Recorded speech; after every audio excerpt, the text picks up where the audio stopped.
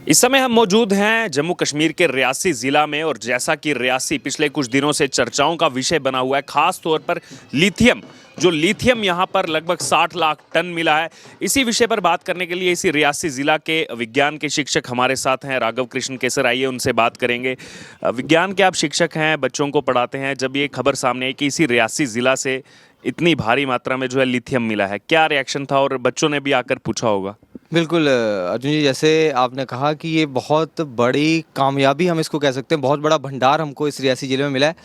और विज्ञान के शिक्षक होने के नाते, क्योंकि ये बार बार लिथियम का जिक्र हमारे अलग अलग मेटल्स का जो है वो किताबों में आता था, अब उनके बारे में जब चर्चा करते थे। और लेकिन जब जिस दिन ये खबर आई, और क्योंकि विज्ञान का शिक्षक मैं हूँ और मेरे पास जो विद्यार्थी पढ़ते हैं उनमें बड़ी उत्सुकता थी कि जिस प्रकार से रियासी के अंदर, और वो छोटी मोटी मात्रा में नहीं, जब बाद में वो टीवी पे और बाकी मीडिया के चैनल के माध्यम से जब उनको पता चलने लगा कि इतने बड़ी अमाउंट में, मतलब आप अंदाज़ा लगाइए, लगभग 60 लाख टन, जो बच्चों के लिए तो बहुत बड़ी बात थी कि उनको लगा थोड़ा कोई मेटल मिल जाए या क्या है, लेकिन इतनी बड़ी मात्रा में जब उनको मिला, बहुत उत्सुकता के साथ उन्होंने ये सारी जो है विषय हम लोगों ने उनको समझाया कि क्या इसका काम है, आने वाले समय में किस तरीके से इसका फ़ायदा होगा, और ख़ासकर रियासी में और युवाओं के लिए ये फ़ायदा होगा, क्योंकि रोज़गार के जो हैं वो अवसर हम लोगों को प्राप्त होंगे। वैसे ही रियासी बहुत आगे बढ़ता ही जा रहा है, लेकिन बहुत उत्सुकता लोगों में, विद्यार्थियों में, बुजुर्गों में, बच्चों में, सबके अंदर देखने को मिली है। वहीं क्योंकि इस सब्जेक्ट पे आपका जो है गहन अध्ययन है, बाकी लोग तो सिर्फ ये बात कर सकते हैं कि लिथियम मिला है, लेकिन इसका क्या क्या कहाँ उपयोग किया जा सकता है आने वाले समय में? एक शिक्षक के नाते कैसे देख रहे हैं आप इसको? देखिए, सबसे बड़ी बात तो ये है कि जैसे तो अब सब लोगों को लगभग पता चल ही चुका है कि आने वाला जो युग है, हम लगातार देख रहे हैं कि किस प्रकार से हमारा जो पेट्रोल और डीजल के ऊपर ही सारी निर्भरता हमारी है। जितनी हमारी फैक्ट्रीज चल रही हैं, जितनी हमारी गाड़ियाँ चल रही हैं, सब जो है वो इस तरीके के पेट्रोल और डीजल की वजह से चल रही हैं। और इस पे पर्यावरण पे जो पूरा जो इसका नुकसान हो रहा है, वो आने वाली नस्लों के लिए, आने वाली जनरेशन्स के लिए एक बहुत बड़ा ख़तरा है। और जो हम सतत विकास की जो बात करते हैं कि आने वाली नस्लों के लिए भी ये जो हम पर्यावरण बचा करके रखें, उसके लिए हमको स्विच करने की ज़रूरत थी। और हमारे देश के प्रधानमंत्री लगातार ये कोशिश कर रहे हैं कि किस प्रकार से यूरेनियम पर हमारी डिपेंडेंसी बढ़े, किस प्रकार से अलग अलग रिसोर्सेज में आपने देखा कि अब हम लोग इलेक्ट्रिकल व्हीकल्स की तरफ आगे बढ़ रहे हैं। और इंडिया एक बहुत बड़ा मार्केट है, और उसमें अगर कार्बन उत्सर्जन की आप बात करोगे तो उससे जो नुकसान आने वाले समय में होना था, तो आने वाली नस्लों के लिए बहुत बड़ा जो एक तरह से धक्का लगने वाली बात थी। इसलिए क्योंकि आने वाला समय जो है वो इलेक्ट्रिकल व्हीकल्स का है, और उसमें हम लोग सिर्फ जो है बाहर से निर्यात करते थे,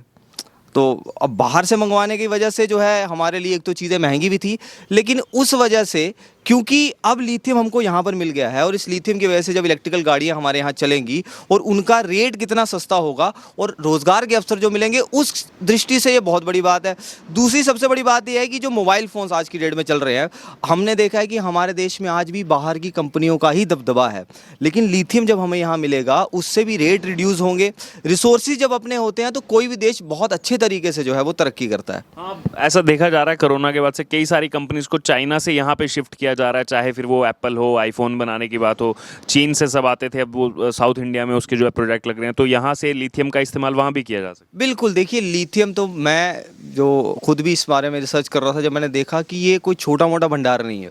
इतनी पर्याप्त मात्रा में लिथियम मिला है कि मात्र भारत की ही नहीं, दुनिया के कई सारी देशों में जितनी इसकी रिक्वायरमेंट है उसको पूरा किया जा सकता है। और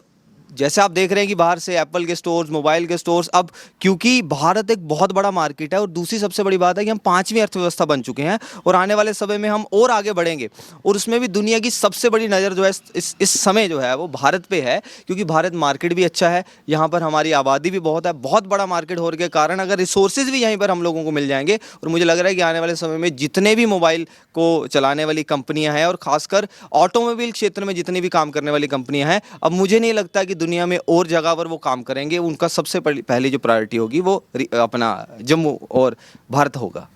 एक सवाल यहाँ पर यह भी उठता है कि जहाँ पर ये मिला है, रियासी ज़िला की बात की जाए, पूरा पहाड़ी क्षेत्र है, वो पूरे पहाड़ पर पूरा लिथियम मिला है, तो पर्यावरण को साथ में रखते हुए किस तरह से कम पॉल्यूशन हो, कैसे जो है इन चीज़ों को, इन मापदंडों को साथ में रखते हुए जो है लिथियम वहाँ से निकाल सकते हैं? देखिए, सबसे बड़ी बात तो ये है कि वहाँ पर जो पहला सबसे बड़ा जो टफ़ चैलेंज हमारा होगा, वहाँ पर जो पॉपुलेशन बसती है, वहाँ जो लोग वहाँ पर रहते हैं, उनको किसी दूसरे क्षेत्र में उनको बसाया जाए।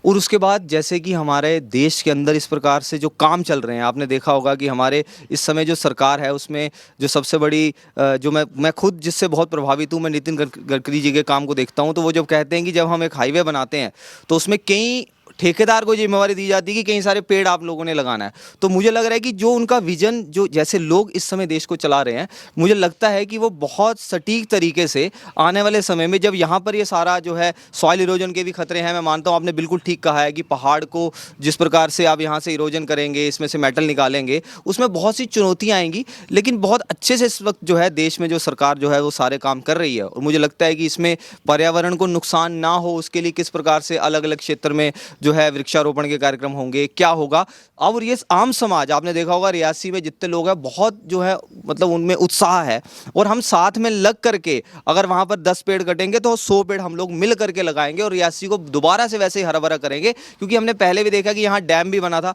उसके बावजूद जब आपने वहां पर कभी स्टोरी की होगी तो आपने देखा होगा अभी भी बिल्कुल वैसे ही हरा भरा है। लोग यहाँ के बहुत जो है पर्यावरण को प्रेम करते हैं, हम लोग यहाँ पर पेड़ों को पूजते हैं। तो इसलिए पेड़ और ये सारे जो संपदा है, हमारी वन संपदा हमारे लिए बहुत पूजनीय है, उनको नुकसान हम लोग नहीं होने देंगे। साथ में अगर बात की जाए यहाँ पर रियासी में हम लगातार बने हुए हैं, ग्राउंड जीरो पर हम गए थे, वहाँ भी अभी रियासी शहर में है। लोगों से हमने बात की तो उनमें पॉजिटिविटी है, वो उत्साह है, जोश है, लेकिन कहीं ना कहीं कुछ एक सेगमेंट है वो ऐसे पोर्ट्रे करना चाह रहा है, प्रोटेस्ट किए जा रहे हैं जम्मू में कुछ 2-3 लोगों की तरफ से मिलकर कि देखिए इसके साथ छेड़छाड़ नहीं होनी चाहिए बिल्कुल भी, ये पहाड़ खोखले हो जाएंगे। देखिए, ऐसे तो सुनने में तो ये भी आया है कि कुछ आतंकवादी संगठनों ने भी बात की है। तो मुझे नहीं लगता कि उनमें और इनमें ज़्यादा अंतर होगा। हाँ, अगर आपके पास कोई रिसर्च बेस्ड थ्योरी है, कोई आपके पास रिसर्च अगर है, तो उसके ऊपर सरकार के सामने आप अपना मेमोरेंडम दे सकते हैं, उस पर चर्चा की जा सकती है कि कितनी मात्रा में हम लोगों को लिथियम निकालना चाहिए, कितनी मात्रा में नहीं निकालना चाहिए, कितने निकालने से ज़्यादा नुकसान होगा, इन सभी विषयों पर चर्चा की जा सकती है। लेकिन एकदम से जो कुछ लोग सामने आकर के ये बोलेंगे कि ऐसा नहीं करना चाहिए, ये नहीं करना चाहिए, मुझे लगता है कि आज के विकास के दौर में इस प्रकार से मतलब पैराडॉक्स जिसको हम बोलते हैं कि इस तरीके से जो है हमको नहीं करना चाहिए, इस पे चर्चा की जा सकती है। लेकिन लोग बड़े उत्साहित हैं क्योंकि उनको भी पता है कि रोजगार मिलेगा, लोगों को जो है अलग अलग अपॉर्चुनिटीज़ मिलेंगी, ये हमारे लिए अच्छी बात है। और वैसे लोग तो चलो अब उनको मुझे लगता है कि अब उनको कुछ कहना मुझे ठीक नहीं लग रहा है कि क्या बोलना चाहिए उनको। तो ये थे हमारे साथ राघव कृष्ण केसर, विज्ञान के शिक्षक हैं इसी रियासी जिला के, और इन्होंने बताया किस प्रकार से जो यहाँ पर लिथियम मिला इससे रोजगार उत्पन्न होगा। यहाँ के विद्यार्थियों में भी उत्सुकता थी और यहाँ का जो समाज है वो भी किस प्रकार से पॉजिटिविटी ये लिथियम मिलने के बाद यहाँ पर देख रहा है। भी है, लेकिन फिलहाल ये पत्थर जो आप देख रहे हैं नीचे, ये आम पत्थर नहीं है। ये पत्थर जो है इनमें लिथियम है। ये पत्थर जितने भी हैं, इन्हीं पत्थरों पर लोग चलते थे, लेकिन लोगों को मालूम नहीं था कि एक दिन ऐसा आएगा कि इन पहाड़ों के अंदर लिथियम के भंडार मिलेंगे। हमारे साथ स्थानीय लोग भी हैं, इनसे बातचीत करेंगे कि इनको कितनी खुशी है कि हमारे गांव के अंदर लिथियम के भंडार मिले हैं, वो भी 5.9 मिलियन टन जो है लिथियम जो यहाँ पाया गया, ऐसा अनुमान जो है जियोलॉजिकल सर्वे ऑफ इंडिया की जो रिपोर्ट है उसमें पाया गया है। तो इनसे बातचीत करेंगे, जानने का प्रयास करेंगे कि कितनी खुशी है इन लोगों के अंदर। तो सबसे पहले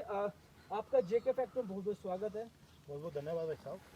विपिन जी, कैसा महसूस हो रहा है कि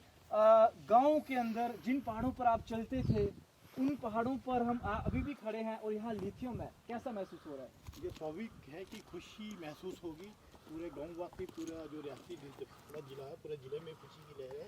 इवन के पूरे भारतवर्ष में खुशी की लहर है। जिस चीज़ के लिए हम तरस रहे थे, अलग अलग देशों में भटकते थे, वो खनिज हमारे गाँव में, हमारे देश में, भारत में ही पाया गया और बहुत बड़ी मात्रा में पाया गया। 5.9 मिलियन, छोटी मोटी संख्या नहीं, बहुत बड़ी संख्या है। इस संख्या में भंडार पड़ा, प्राकृतिक रूप से सीधा सीधा हमें वरदान मिला है। बिल्कुल, देखिए इन्होंने कहा कि प्राकृतिक से सीधा हमें वरदान मिला है। मैं आपको बता दूं कि लिथियम को लेकर भारत को जो है पहले विदेशों से जो है लिथियम को मंगवाना पड़ता था और इसका उपयोग जो है बैटरीज में किया जाता है। अपने फ़ोन की बैटरी देखते हैं, लैपटॉप की, या फिर जो भी इलेक्ट्रॉनिक चीज़ें बनती है, बैटरीज बनती है, उनका इनका उपयोग किया जाता है। अब जो है पूरे भारत के लिए ये एक बड़ी प्राउड की बात है कि हमारा भारत जो है आत्मनिर्भर बन रहा है। हमारे साथ और भी यहाँ लोग हैं, यहाँ के स्थानीय लोग, उनसे बातचीत करना चाहेंगे।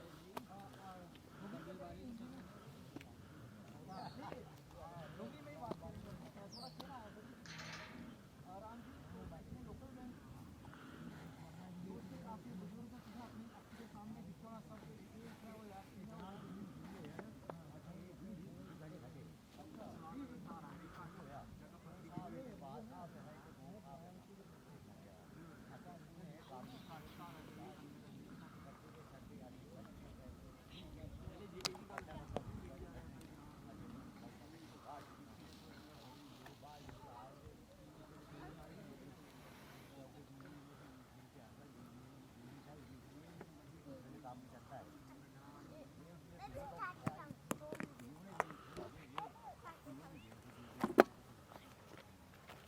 सारे ग्राहक जो फोटो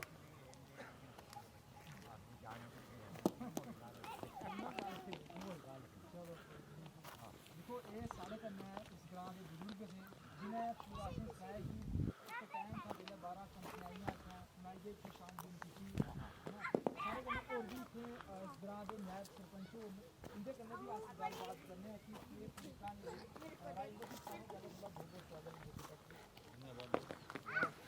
राजेंद्र जी सारे लोग पहले दे पूरे ग्रां की बड़ी बड़ी मुबारकां शुभकामनाएं कि इस ग्रां के अंदर लिखन जो भंडार पाए गए राज्य पूरी दुनिया में रियासी जिन्हों का नाम रोशन होया और इतने लोगों वास्ते पूरी मतलब एक गर्व की गल है उसे कितना प्राउड फील होता है बिल्कुल सर खुशी तो बड़ी है असें ये अज 4-5 दिन गया ते